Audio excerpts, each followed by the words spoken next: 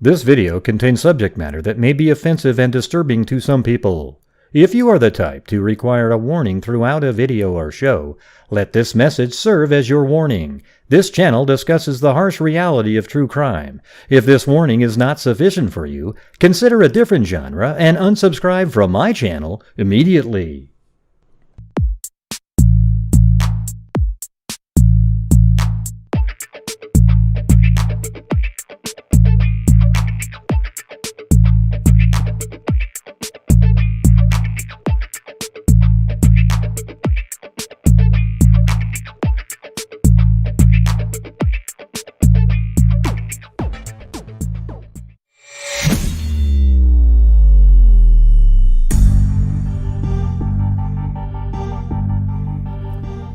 What's going on? Hey, look at that.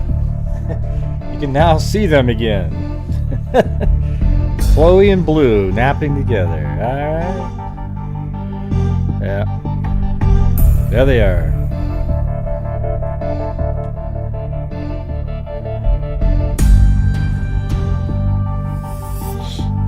Now, yesterday was missing person day, so I forgot to do a missing persons. So I thought I'd do one today. Plus my big toe on my right foot's feeling better now. I learned something the last time I did something like that. What you do is you put like a piece of tape on the end of your toe, you wrap it around. Then you put tape around the arch of your foot. Then you take a strip of that same surgical tape, attach it to the tape on your toe, but make sure that your toe is a little bit bent. And then attach it to the one around your arch, then put tape around the arch again and the toe, and then it makes it so that your toe can't go up that direction. You know how when you're stretching in the morning and you go and then your toes all flare out? Well, there you go. Makes it so you can't do that. So feeling pretty good. I know, it's pretty crazy. Hey, thanks. On the trail, Kim. It's really not that complicated. You know, you wrap it around your toe, and then basically around your wrist, which is the arch of your foot. Then you put a strip that attaches from that to the toe strip, but you make it so that your toe is a little bit like that, because you don't want it to go up like this, and that way you can't move it up like that. Anyways, enough about that.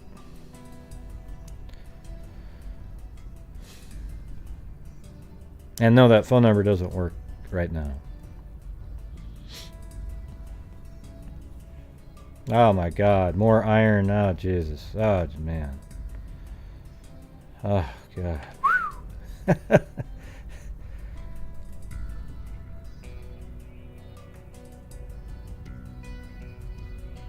I know.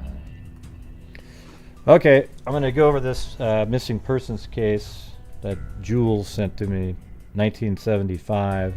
I don't know how repetitive it gets, and at the time, hold on, there wasn't very many articles put out when she went missing, but they came out probably 7 or 8 months later, and that's months, M-U-N-T-S. Okay.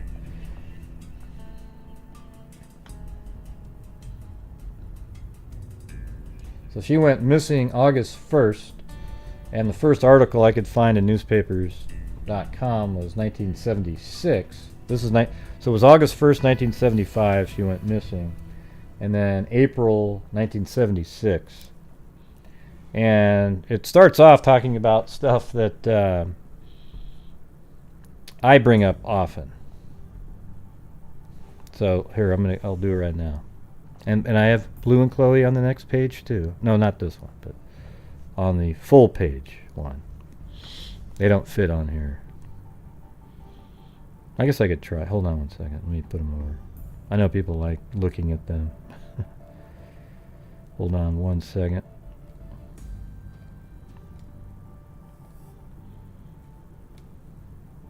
I'll just put them up in the corner. Maybe like that. There you go. All right.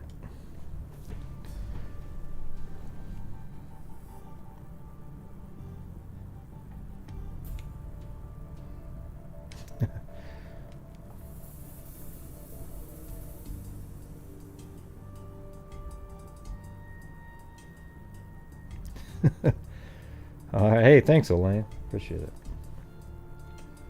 All right, here's the first article that I could find. And I know you guys are all going to love this stuff.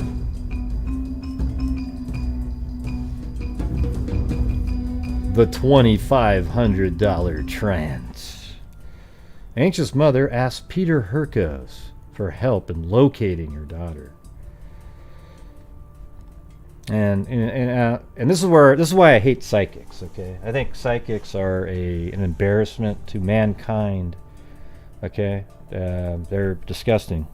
And anytime somebody says, "Oh yeah, I can help you out," all they're doing is, you know, the more rational somebody is in terms of being able to figure something out, the better the quote psychic is. Okay, they just read all the same stuff everybody else does, right? So desperate and without much hope of ever seeing her child again, Jocelia Fittin, never seen that last name before, Fittin, F-I-T-T-I-N, agreed to 2 mysterious midnight meetings with the world-famous psychic Peter Hurkos after he told her, "I can find your daughter." Mrs. Fittin, 18-year-old daughter Teresa, disappeared August 2nd. They have August 1st now, but the girl's clothes, plants, and suitcases were left behind at her apartment. So now we can actually get that. I was wondering if that was in one of these. All right, hold on a second.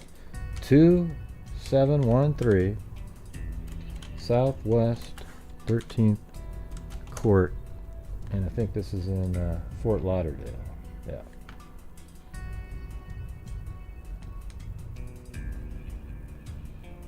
That was in almost the right area, just looking at the map there. So right there. Wonder why the 3D doesn't seem to be.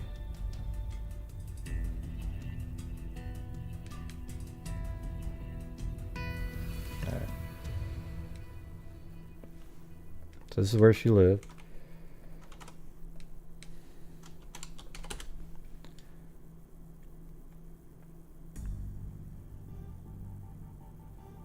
And by the way, tonight we're going to be going over the Terry Foster case.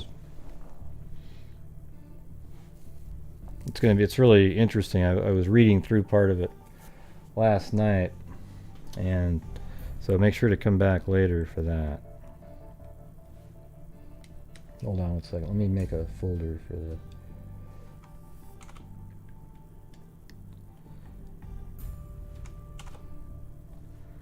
There it is. Teresa Fittin. And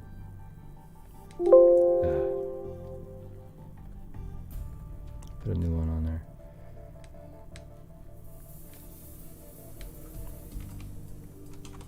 All right. It's her home. Let's see what it looks like. Just to have that in your mind. Yeah, looks like that's probably a 1970 something house, or at least 1950 probably even.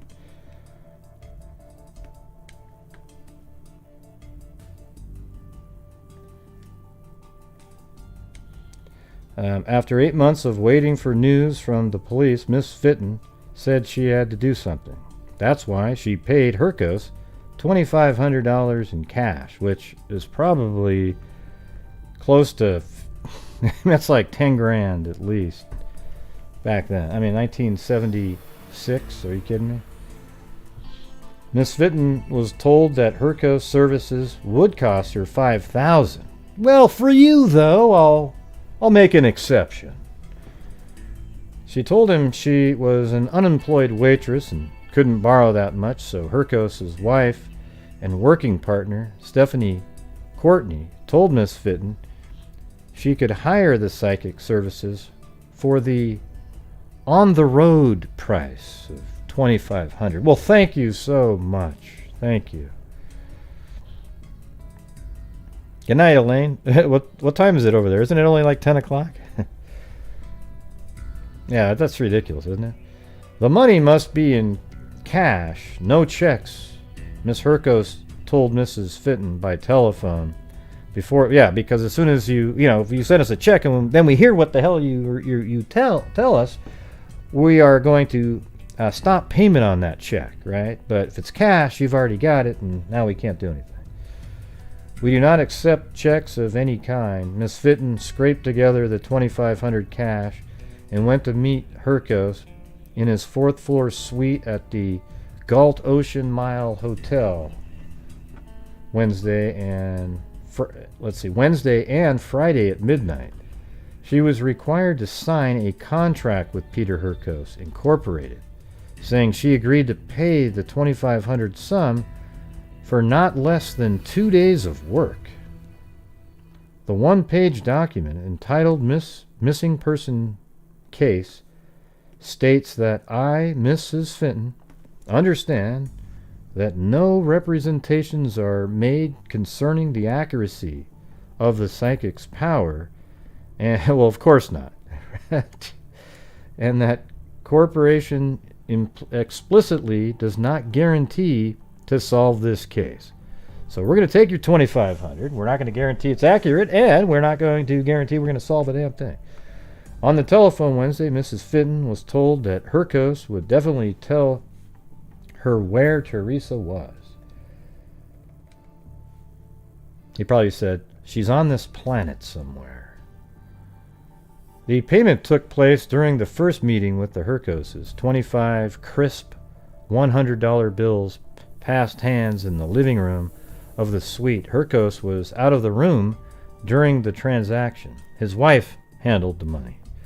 Hercos is in town performing his psychic stage act at the Galt Ocean Mile Hotel and working with local police on the Boccaccio Supper Club and canal murder cases. He plans to return to his home in Los Angeles tomorrow.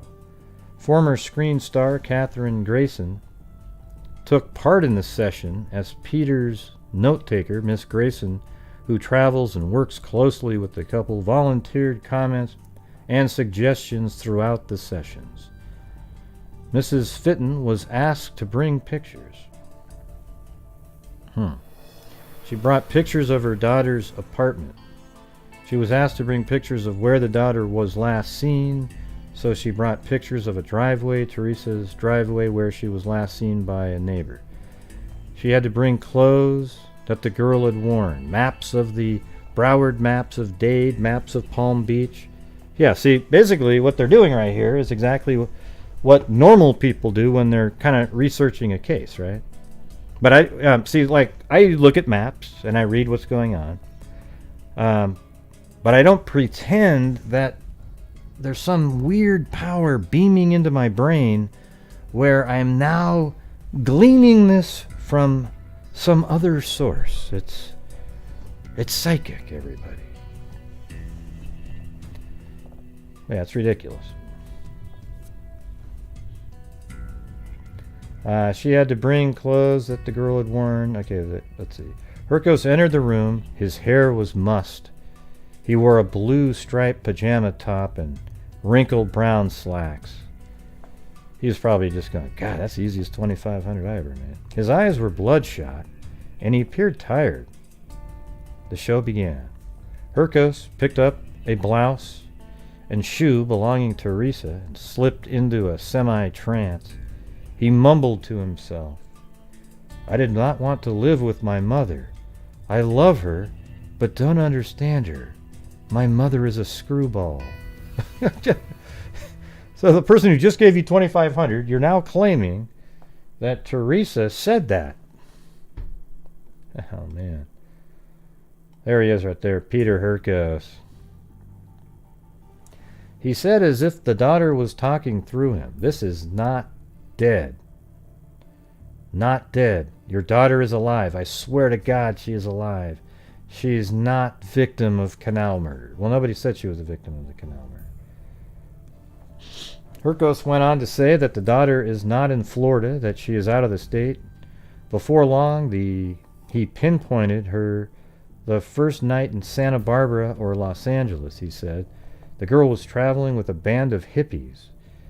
He said used dope, but not hard drugs, and that she was pregnant when she ran away. He said the girl lost the child through either an abortion or miscarriage. Herkos threw out 7 names of friends that, although, you know, that part about being pregnant is brought up later. Oh my God, I believe in psychics now. You do? Nah, not really.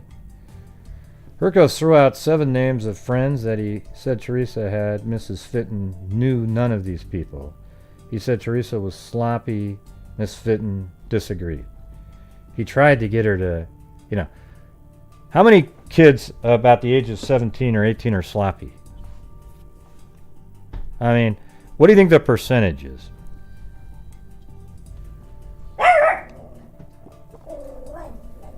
Oh. Are you okay, Blue? See, that's what, there he is, man. He's going on. Right, all of us. So he was hoping that she'd just be a typical teen. Yes, she is sloppy. Wow. Yes, she is sloppy. Wow, and then everybody go, you know, but instead she isn't sloppy. So he got screwed.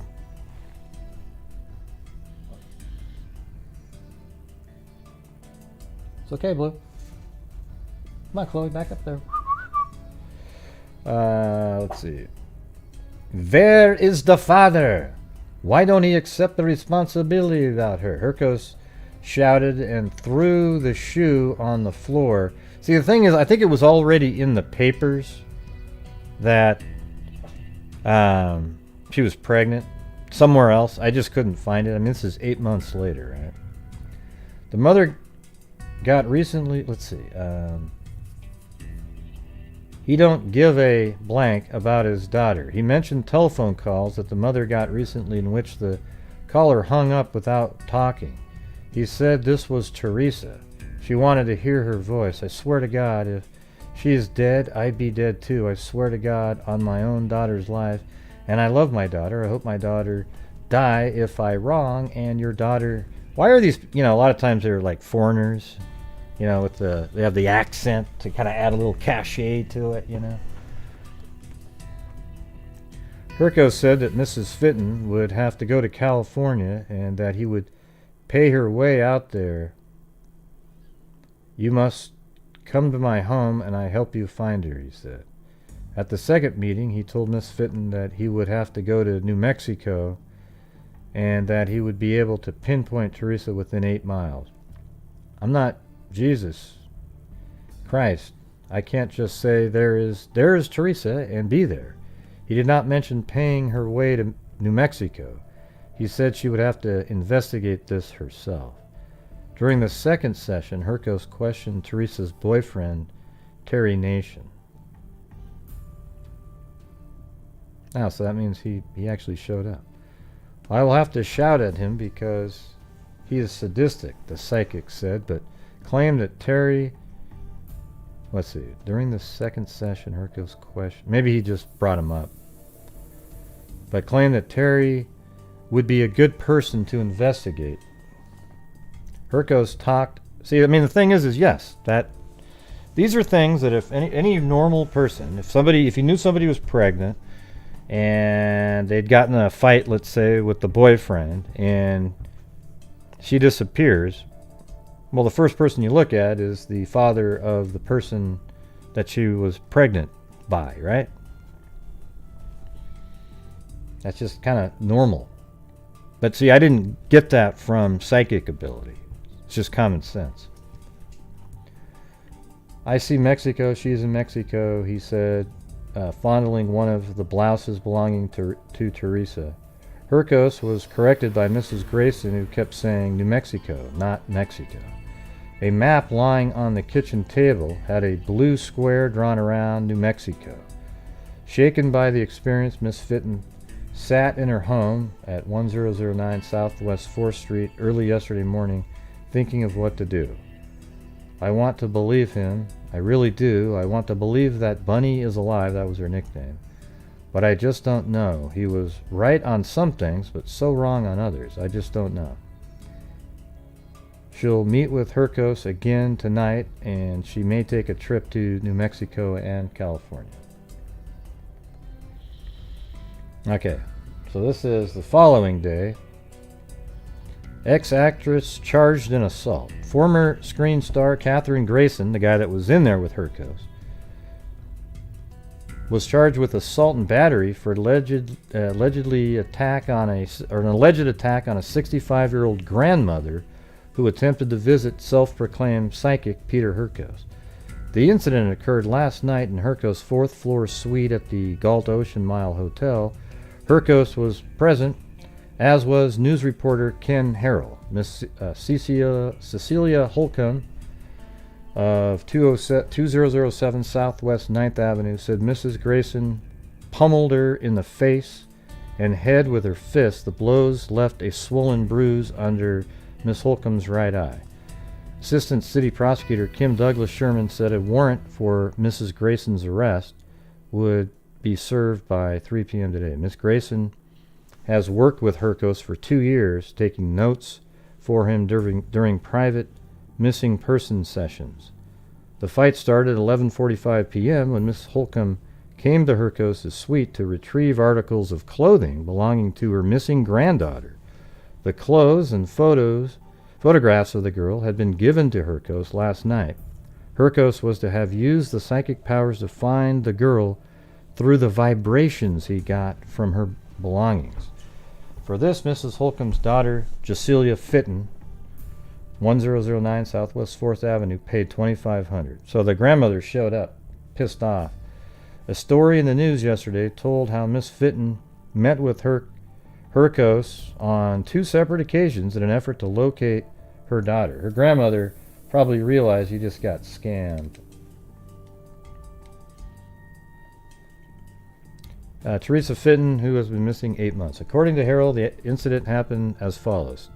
Too upset to go to Hercos' room, Miss Fittin asked her mother to get Teresa's articles back and to tell the psychic she no longer wanted his services. When Mrs. Holcomb arrived at the suite, she identified herself and was asked into the room. So this is the grandmother. Good for her, though, you know. Harold, accompanying her, was stopped at the door by Stephanie Courtney, wife and business partner of Hercos. She called Harold a creep for writing yesterday's story and shouted for him to get out of the hotel. Miss Grayson was sitting in a chair. This is the actress that worked for them.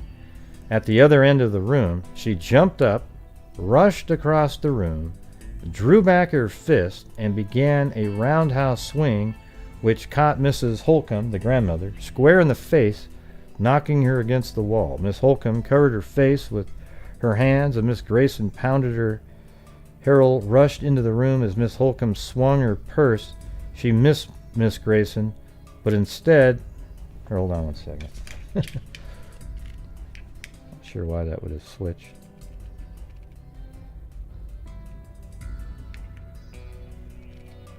My light got too light on my face. I mean, this is a crazy story, isn't it? Miss Grayson told... Let's see. Miss Holcomb covered her face with her hands, and Miss Grayson pounded her. Harold rushed into the room, and Miss Holcomb swung her purse. She missed Miss Grayson, but instead struck Harold. It sounds like something right out of like a Laurel and Hardy, though, at this point, who grabbed the actress and pulled her away.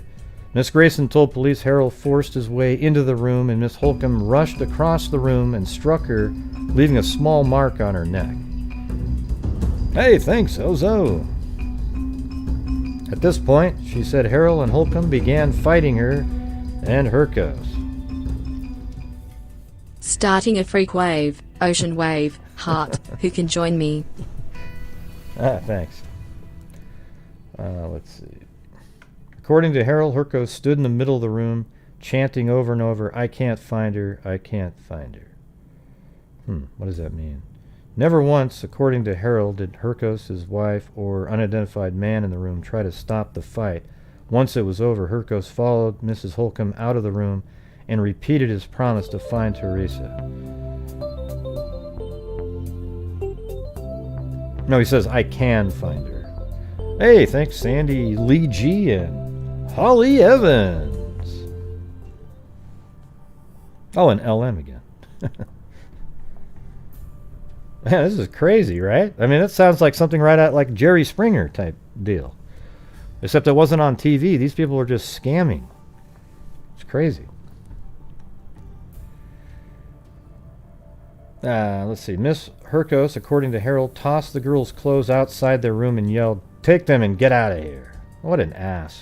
You got $10,000 from a grieving mom, and your assistant punched her in the face, and you're making her feel bad? That's ridiculous. Yeah. Yeah, thanks. Even for the virtual one.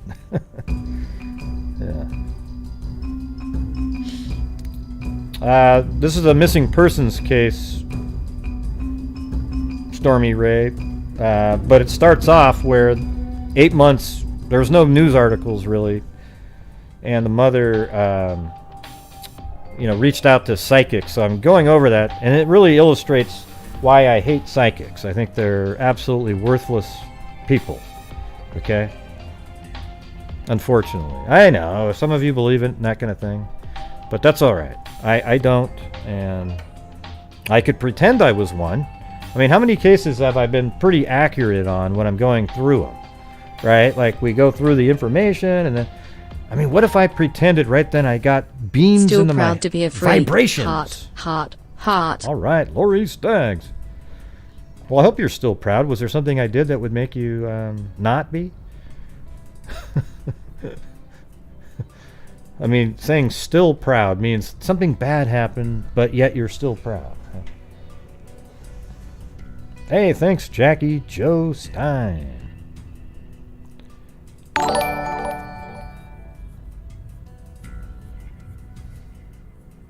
Yeah, so that was the catch-up.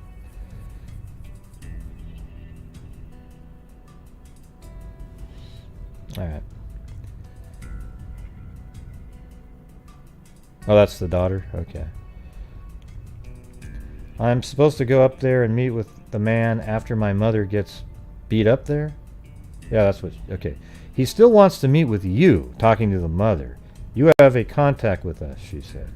I'm supposed to go up there and meet with that man after my mother gets beat up there? She answered coldly. She refused any other meetings with the psychic. I am through with him. The whole thing has been a nightmare. I've just had enough. This whole thing has been a joke. I paid $2,500 for a joke. And, man, I mean, I wish I had... Let me see. Do I have cheering sound?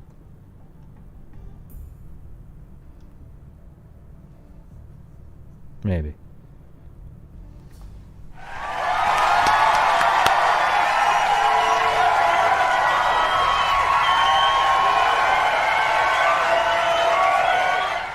I mean, it's weird how this became part of the story, right?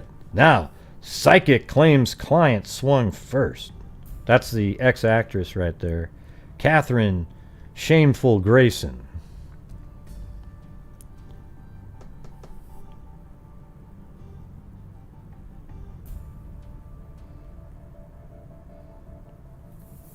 Huh? I'm still confused, Lori Staggs. But hey, all right, thank you. Let's see. More charges have been filed as a result of a hotel room altercation involving actress-singer Catherine Grayson, psychic Peter Herkos, a newspaper reporter, and the grandmother of a missing girl. Cecilia Holcomb, 65, brought the first action Monday, charging Miss Grayson with assault and battery. The charges stem from a fracas Sunday in Jerkos' room. I'm glad they called him Jerkos. Look at that. They meant to call him Herkos. I don't know if you can see it. Oh, wait, hold on. Look at that, right there. Jerkos. I wonder if that was a Freudian slip there. That's awesome. It's good stuff. That's right. In Jerkos' room, and I wonder if they had to put a retraction in the next day. That's hilarious. Where both he and Miss Grayson had been appearing in a nightclub floor show, Miss Holcomb told police she went to the room with Harold to recover a picture and clothing owned by her missing granddaughter, Teresa Fittin, 18. As she entered the room, Miss Holcomb said Miss Grayson rose from a chair and hit her in the face. Harold confirmed Mrs. Holcomb's account. I wonder why she did that, though. That's crazy. Now it's Miss Herkos contended that Harold, who stands 5 feet 5 and weighs 125 pounds, came into the room swinging. He hit Miss Grayson, and he kicked me. Then he lunged back and... Hey, thank you, Stormy Ray. Then he lunged back and caught that woman, Miss Holcomb, right in the eye. Miss Holcomb said the photo and clothing... Let's see, 25 came into the room swinging. He hit Miss Grayson. See, now it's just going back and forth. So then a month later, charges dropped in Grayson assault.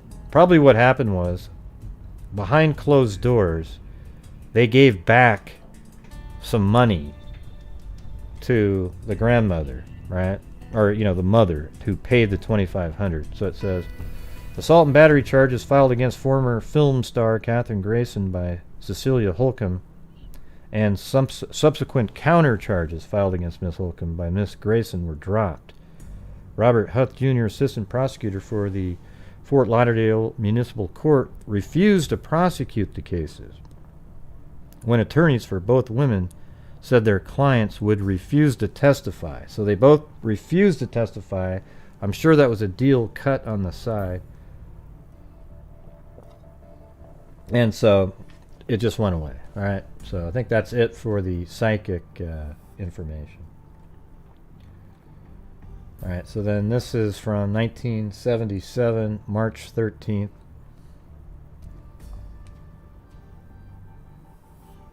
Hey, Alicia. Thank you. Let's see. A search. I'm only putting the part that was about her. There was actually 3 cases up here, but it's right here.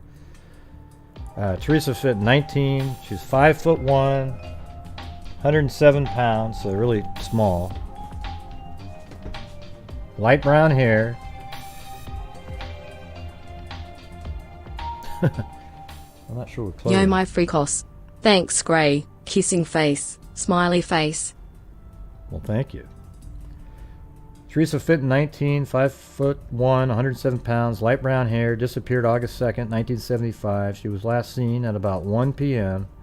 wearing a long dress, leaving the apartment where she lived alone and getting into her car. Hey, thank you, Truth Sleuth. She had a summer job waitress at Hilton Hotel. She left without money.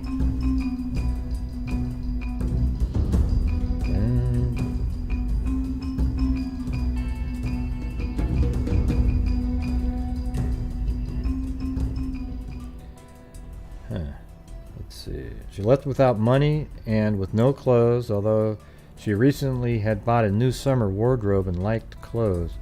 She had just bought a television and a car, had a boyfriend, and did not appear to be upset, said her mother, Jocelia Fittin. If she had wanted to go to California or something, I would have said, wow, that's great, and said Miss Fittin. She was a woman, she wasn't a little kid. She had a real good attitude about everything. She was buying everything. She seemed to be happy. All right. And then 1982. Still missing. She's missed. Stranahan high school student Teresa Lynn Fittin was an organized, hardworking teenager, not disorganized like the psychic said, who took great pride in keeping her apartment clean. See, it's almost like the reason that's in there is because that psychic said what he said. And buying new clothes whenever she got paid. She would go straight from the bank to Burdine's fashion department and buy them out. And her mother, Jocelia Travisano of Lauderdale, she said this: she was so proud of her new apartment, she stayed home one day just to clean it when she heard I was coming. Hey, thanks, Mandy.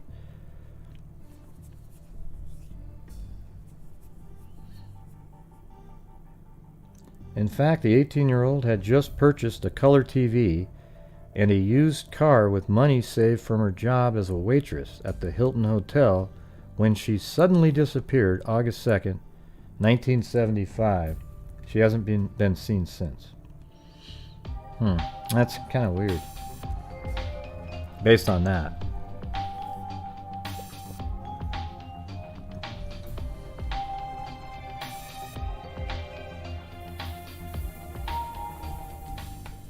You are the best, Gray. Thanks for all you do. Well, thank you. You guys are the best. The generous freaks. And I did hear back from Colleen today. She's going to be on a... hold on, let me read that just so that you guys... It's related to the donations.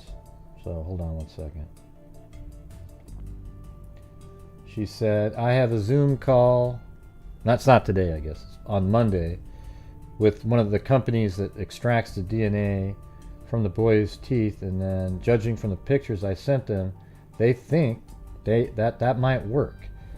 So they're going to try the already existing bone material and teeth in that 1961 hitchhiker case where we're trying to identify somebody, and they're going to try to get DNA from those teeth, and if not, we might go the route of exhumation, but we might be able to get a lesser cost on that. So, all right, so that's the update on the you guys made me think of the 1961 case. All right, so here we go.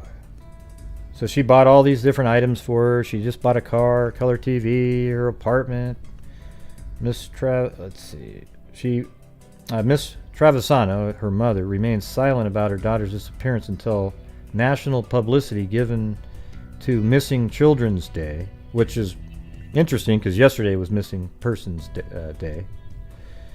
A News and Sun Sentinel article about the Adam Walsh Child Resource Center convinced her of the need to speak out, if not for her own child, then for the thousands of others who vanished each year without a clue. Miss Travisano had Teresa's name and vital statistics entered in a computer bank operated by Adam Walsh Center in plantation-based nonprofit organization named for a slain Hollywood boy, and has started a letter writing campaign.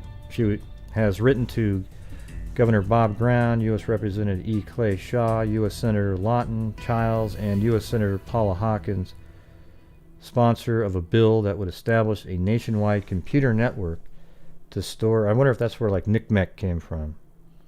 I actually think that might be, to be honest with you. Because NCMEC is actually federally funded. On the 1.8 million Americans under age 18 who disappear each year. So they sponsored that bill.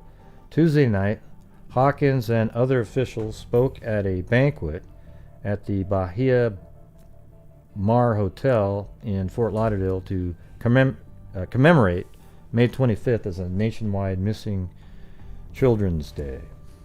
That just happened to be, I think it was yesterday. Now, they might have changed the date.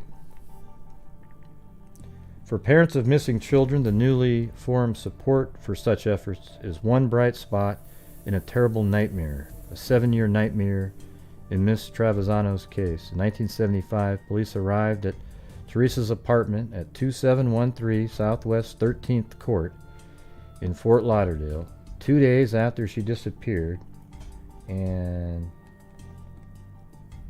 after... So now we're going to get some more detail there. Miss Travisano missing persons report. They found Teresa's plants, suitcases, and clothing undisturbed, just the way she would have arranged them. A neighbor reported watching the girl pull out of her driveway in her 1966 Rambler. It was the last time anyone can recall seeing her, and now only a few yellowed newspaper articles and a single black and white photograph taken around 1974 remain to hint at the story of Teresa's disappearance. But after years of waiting and wondering, a police investigation, and a $2,500 consultation with psychic Peter Herkos that led nowhere, Miss Travisano, 44, still has not given up hope. She would have been 25 this year, she said, gazing at the photo of her daughter. The American Bar Association, the International Association of Chief of Police, and Child Find are among many organizations pushing for centralized data bank of missing children despite opposition from the FBI, which claims unauthorized persons could gain access to such a system. So what? Howard Brooks, a computer specialist with the Adam Walsh Center, which has maintained a Broward County databank for the past 5 months, said he hopes to expand its capacity. Brooks uses a microcomputer, this is when they called a microcomputer, that can store data on as many as 170 children. Wow, now it could be 170 trillion. If there was that many. Computers, what year was this? 1982. I think you're just still working on the Apple II Plus, where you had those little tiny floppy disks, barely held anything. With the new system, Brooks said the center would be able to store at least 5,000. Wow.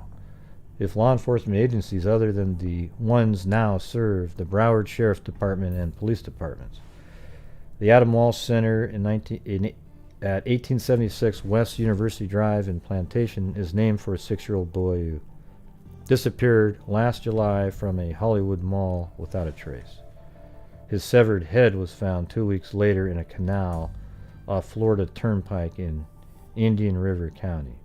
Police have no suspect in the case. Did they ever make an arrest in that one? Later on? This is 1982. I don't think they have, right? I think he's still looking for his son's killer, I think.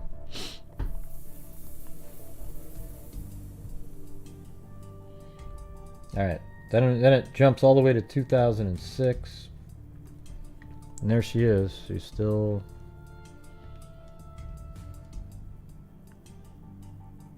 Okay, they think they know. That's what I thought. I thought I heard something like that. Teresa Lynn Fittin was 18 and might have been pregnant when she disappeared more than 30 years ago. So that psychic, man, he nailed it. It's the city's oldest missing person case, now in the hands of homicide detectives. I've never been able to declare her dead, said her mother, Jocelia Travisano of Fort Lauderdale. In her search for answers, Travisano, 67, wound up working at the Fort Lauderdale Police Department for 16 years, tracked nearly every Florida crime story, and pleaded with psychics. Oh, man.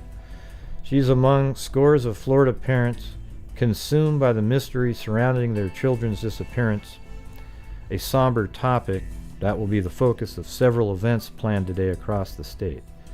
Legislators in 1999 declared the second Monday in September Florida Missing Children's Day. State officials plan to hold a ceremony this morning at the Capitol. Since 1975, at least 8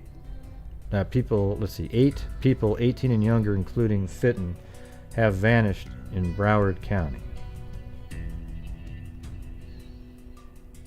Let's see.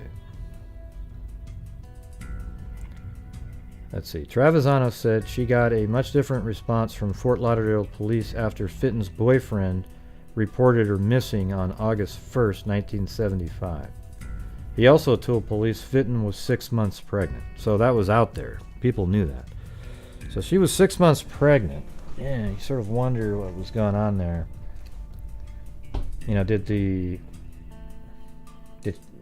I think later on we find out that they got in a fight.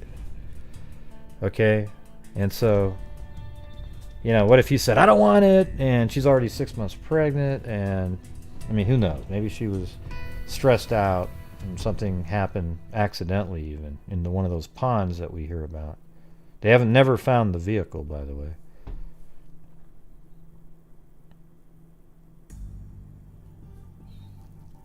Let's see. Travisano said she got a much different response. Okay. The detective who took the report thought she was just another runaway, Travisano said, remembering how she drove home from the police station feeling helpless and in tears. You didn't argue with police? You didn't argue with police back then, she said. Yeah. See, this is what I bring this. How many times have I brought this up? Where you have a parent that knows their daughter and they know how they are, and yet police just go, nah, she's a runaway. Yeah, sounds like all the rest of them. No, she isn't like that. Did it matter to you that she just got a new apartment, that she just got a car for herself, she just bought a television set? Yeah, it's crazy. 10 days later, someone at the Riverland Branch Library on Dave Boulevard in Fort Lauderdale called Travisano to say that they found Fittin's wallet in the building. Inside the plastic sheets meant to hold credit cards, Fittin kept photos of her friends and her driver's license. Her only ID, Travisano said. She reported the find to police, but it did not lead to new developments. Huh, that's weird. Let's see where that is.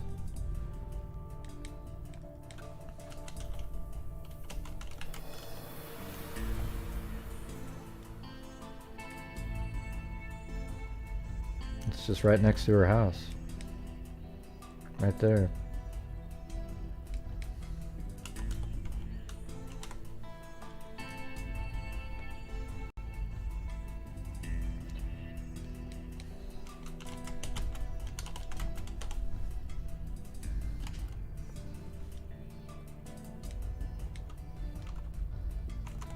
There we go.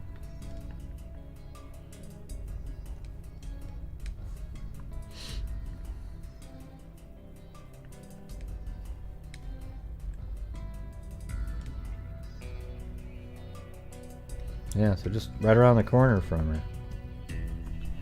10 days later, someone at the Riverland Branch Library in Davie Boulevard in Fort Lauderdale called Travisano to say they found Fittin's wallet in the building. Inside the plastic sheets meant to hold credit cards, Fittin kept photos of her friends and her driver's license. Huh. Fittin and her boyfriend argued before she went missing, police said. She left her Davie Boulevard apartment in her greenish-gray four-door 1964 Nash Rambler, license plate number 10-16425.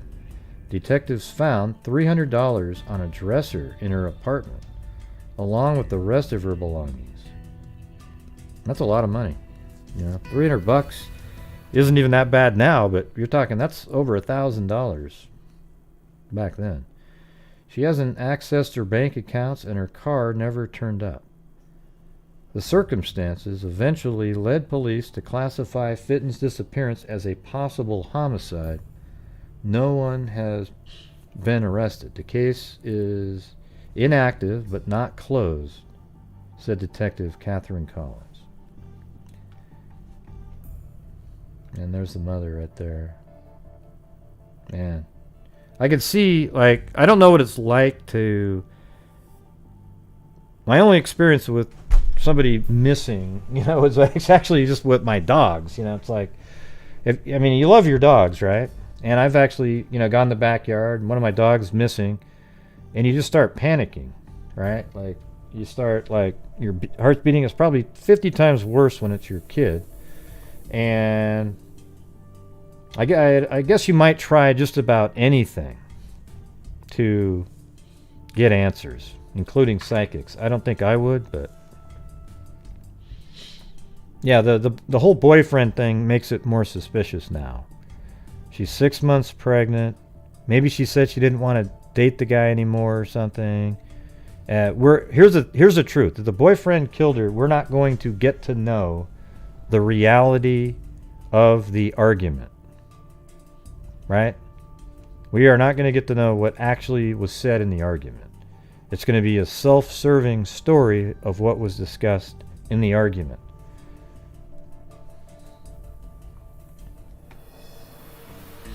You guys remember, though, remember when Blue got out of the backyard? And I just happened to go outside, and Blue was running down the street towards me from the street. And this person was coming after him, and he said, "Oh man, he was walking around on the highway out here." Or the road, not the highway. On the road, and cars were stopping, and it was just a miracle. I just happened... Oh wait, no. My wife had just came home, and he came running after her car. It's like, what if she hadn't just came home right at that moment? But see, that's just a dog. I don't put them on the same plane as people, but I could imagine if your child was missing. Those are so horrifying. The stories where you're at a mall and you turn your head for a moment and your child's gone and they never see their kid again. I can't imagine how absolutely ridiculous that would be. Man, just picture that. Your entire life. I don't even know when you can get back to normal in a situation like that. Just picture it in your head. All right, then we're moving on to 2015. There she is. The mom, still hanging in there. Just wants answers. It's been 40 years since Jocelia Travisano last saw her daughter. Teresa Bunny Fittin was 18 at the time. She had a job as a waitress at the Hilton Hotel on Fort Lauderdale Beach. She had an apartment in Fort Lauderdale. There's a chance she was pregnant, though Travisano would not learn that until later. Okay, so she probably heard that from the boyfriend. And she didn't hear that until it was too late. She told me she was going to be off for the next few days, said Travisano. She asked me to wash her uniform and polish her shoes. She was going to pick them up in 3 days. Man, I don't think I'd ever ask my mom to polish my shoes. Maybe wash my clothes, but when you're younger, moms did the laundry back then. Oh, Gray, you sound so sexist. What do you mean, Mom doing laundry? Well, moms used to do laundry. You guys remember that?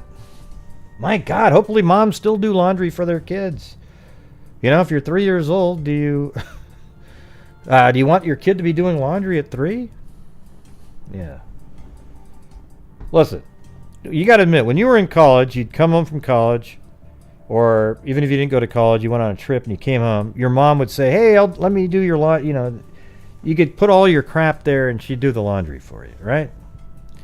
I mean, my mom made us have to start folding our laundry, when we were like 12 or something. She'd wash it, and then we'd have to fold it. Yeah.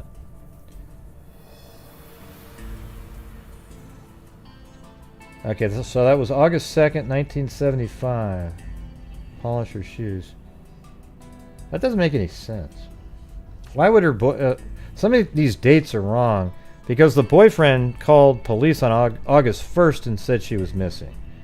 So why would she be on August 2nd? Let's see. She told me she was going to be off for the next few days, said Travisano. She asked me to wash her uniform and polish her shoes. She was going to pick them up in 3 days. Oh, and that would have been on August 2nd, 1975. Well, it doesn't say that, though. It just says, that was August 2nd, 1975, almost as if that's when that conversation happened. She left her apartment, got in her car, drove away, and no one has seen her since, said Travisano. The National Center for Missing and Exploited Children is highlighting Fittin's story in an online video series.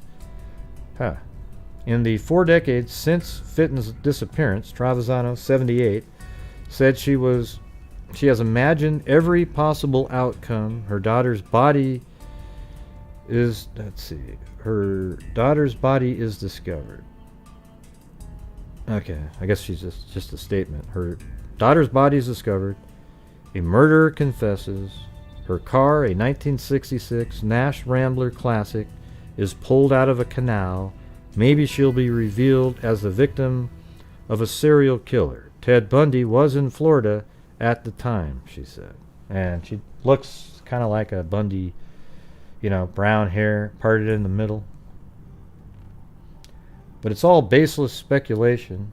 But if she was 6 months pregnant, I don't know. I don't know if Bundy cared about stuff like that.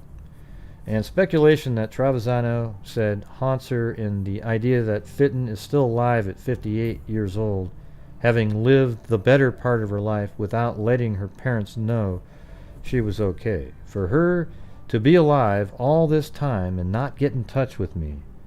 No, Travisano said. Now Travisano's 40-year quest to find her missing daughter has morphed into something she feels is more likely a search for closure. I'm 78, she said. I think it's interesting to go through this like I'm doing it with the newspapers, because remember at the beginning, I mean, she was 30-something, and then 44, and then, you know, we just get to see how it went through the years. I'm 78, she said. I don't know how much time I have left. I just don't want to die not knowing what happened to my daughter. Somebody knows what happened. Please put my mind to rest. Hold on a second. Oops. A friend told Travisano in 1975 that Fittin suspected she was pregnant. Yeah, so she was told in 1975. Shortly before she disappeared, her boyfriend at the time was the first to report her missing, Travisano said. Police first told Travisano there was nothing to investigate. At 18, Fittin was legally an adult. If she disappeared, it was probably because she wanted to, detectives told Travisano. I was 37 years old. She was a 37-year-old cocktail waitress, the mother. No husband, no boyfriend, she said. I wasn't taken too seriously. That's how it was. You didn't argue with police in 1975. For 2 months, family members paid the rent on Fittin's apartment, hoping she would come home or someone would arrive with a clue about what happened. There was some talk of her smoking pot, but it was 1975, Travisano said. Everyone was smoking pot. It took a year for police to open a serious investigation, Travisano said. By then, Fittin was presumed dead. Fittin's parents divorced when she was still a baby. Her father is still alive and living in New Jersey. Travisano, who is visiting Broward County this week, moved to Wisconsin in 2010. A memorial bench was dedicated to Fittin at Lauderdale Memorial Park, the cemetery on State Road 84 and Southwest 4th Avenue. Had a body ever been found, Travisano said, that is where Fittin would have been buried. Anyone with information about the case can call the National Center for Missing and Exploited Children at 800-843-5678. And these are a couple of the pictures of her back then. That's my thumbnail. And then I have one more article here. This is an article that just came out. Well, it was updated today. So, let's play this. Welcome back. Well, according to the National Crime Information Center, take a look at this. In 2019 alone, more than 600,000 missing persons records were entered into their system. And tonight on National Missing Persons Day, NBC6 reporter Laura Rodriguez takes a closer look at a case that's kept detectives guessing for decades. At 83 and on oxygen, Jocelia Travisano hopes to find her missing daughter before she takes her last breath. It's been a long time. I'd like to know what happened to my child. This grieving mother has spent the last 46 years searching for answers after Teresa Fittin vanished without a trace. When I think of her, I wonder if she's somewhere and she's happy. Isn't that amazing? That's the mom again. The last one was 2000. This is 6 years ago. 6 years ago was the last article I read. And man, they just need to get answers for her, man. She's right on the end of her life here, you know. Hopes to find her missing daughter before she takes her last breath. It's been a long time. I'd like to know what happened to my child. This grieving mother has spent the last 46 years searching for answers after Teresa Fittin vanished without a trace. When I think of her, I wonder if she's somewhere and she's happy and she's had a family. Maybe has a dog and a cat and just being a normal person. It was August 1st, 1975. Teresa was 18 years old. Fort Lauderdale police say she got into an argument with her boyfriend and then drove off in her 1966 Nash Rambler. When she left that night, she just went out with what she was wearing, got into her car, and I guess... See, but here's the thing. She got in an argument with her boyfriend, right? So that must have been over the phone, I would imagine. And so then she leaves the house. Well, where do you think she's going to be going? It seems like most likely she'd be heading over to his house, right? Like, hey, you know. Because she didn't even take any of her crap with her. She was just like going to hustle over there. And then where do you go? Yeah, I mean, you get an argument and she's 6 months pregnant. There's something... That can't be something that's ignored. Drove off. She didn't take any of her clothes or any of her personal belongings. Detectives have looked into every possibility, from serial killers in the 1970s to the car submerged in one of many of South Florida's waterways. At that time, that wasn't an unusual car, but we did never recover the car. Thanks, Jocelia has also envisioned many scenarios throughout the years. Some days she has hope, others seem very grim. But all she's looking for is closure. I'd like a happy ending to this. But if there isn't a happy ending, I'd still like to know. This rendering by the National Center for Missing and Exploited Children shows what Teresa may look like today. Jocelia says if she's alive, she would probably be doing something creative, like making clothes or painting. You know, these are the cases that... She also may not look like that at all.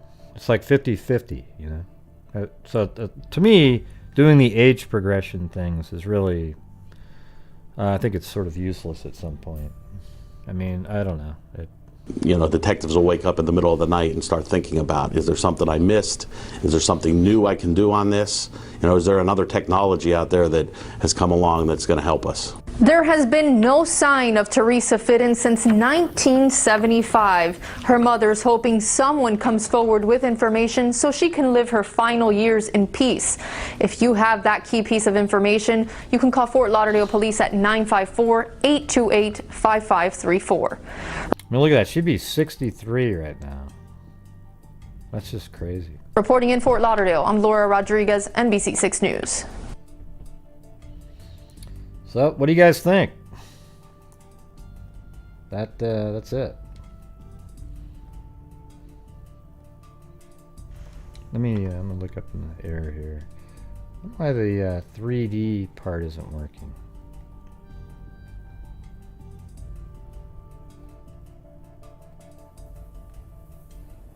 I know this would be 3D. I'm gonna shut this down really quick and open it back up. See if it fixes it.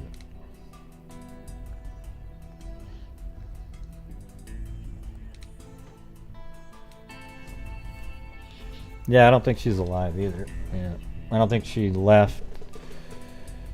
I mean, if she was alive, she would have taken the $300 on her dresser, right? I mean, she would have used that to pay for some of the things she was going to be doing to get to wherever she was going to get to, you know, get going to. There's almost no chance that she wouldn't have taken that money with her. Well, they just said Bundy was in that area at the time. We just read that.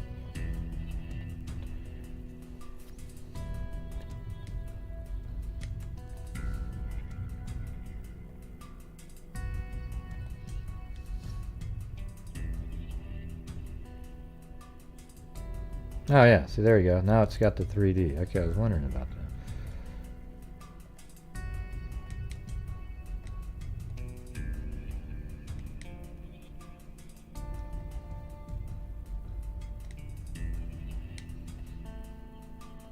Yeah. I mean, she could have been really depressed after that. Doesn't sound quite like that type of a person, though. Like if you said, I don't want the kid, I mean, would that make her, would she really go kill herself? It just doesn't make sense. I mean, you could hear that coming up in the conversation. Like, he breaks up with her, she's pregnant, but she was doing good on her own, and everything was going well for her. Yeah, there was another case we went over last year where they found a car in the water. Kind of looks a little bit like that, but it was... I think I have it on here somewhere.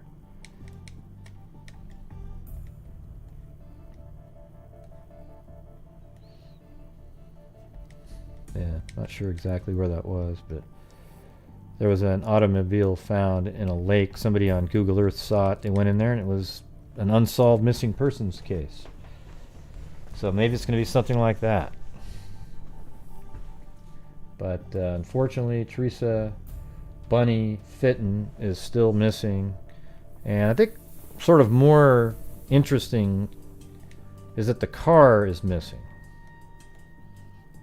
too.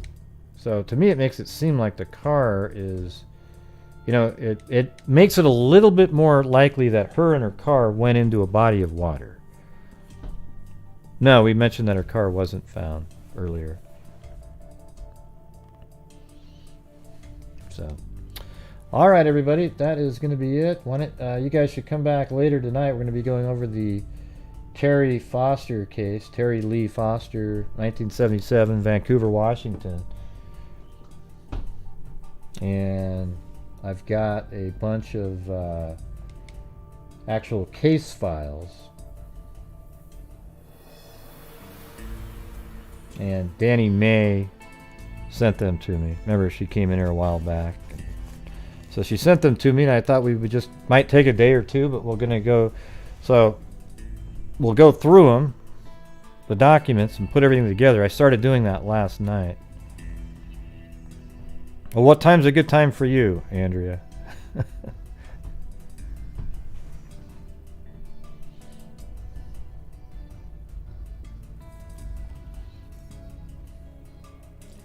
Don't you feel sorry for Blue and Chloe? They have such hard lives, you know? Every time I look at them, I just go, man, you get food handed to you, and all you do is play and sleep.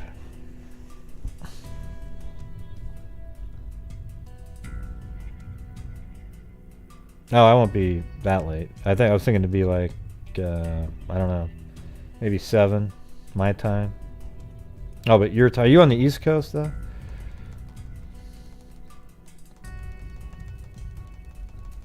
Yeah. All right, everybody. Well, I hope you enjoyed, or whatever you call it, the show. I don't want to, using the word enjoyed for a missing person, but they're interesting anyways. Doesn't seem like there's a whole lot of information. It'd be great to have the conversations they had with all of her friends to see what they knew, that kind of thing. Maybe any interviews with the boyfriend, be able to read about that, but apparently it's still active. So there you go, everybody. Thank you very much. We will see you guys later. And make sure you wear your mask, maintain your social distancing, and wash your hands whenever possible. And thank you to LM, On the Trail Kim, Elaine Talling, Zozo, Sandy Lee G, Holly Evans, LM, Shelly Pink, Lori Staggs, who's still proud to be a freak. Apparently we did something where she wouldn't have been proud. And then Jackie Joe Stein became a member. Stormy Ray, Alicia C, Truth Sleuth, and Mandy Seebeck. Alright, so thank you guys very much. And as I always say, until next time, be safe out there. Yeah, I've been doing this true crime thing for quite a while now. And during this whole time, I have not seen one person that is a crime dissector. I'm a certified human lie detector. I'm gonna get ya on a stretcher if you try and play me like an old projector. Crime sector is my nectar. Professor Gregor's gonna give another lecture. Crime collector, freak connector, and I'm always gonna be a pup protector. Full deflector, interceptor, I'm meaner than a spectre with a vector on his pector. With all respect, ya. Just remember I've a temper fucking check ya.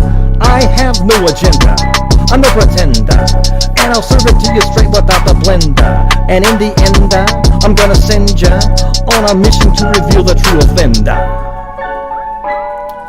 Yeah, so I'll just get right back to work. All right, everybody? Talk to you later.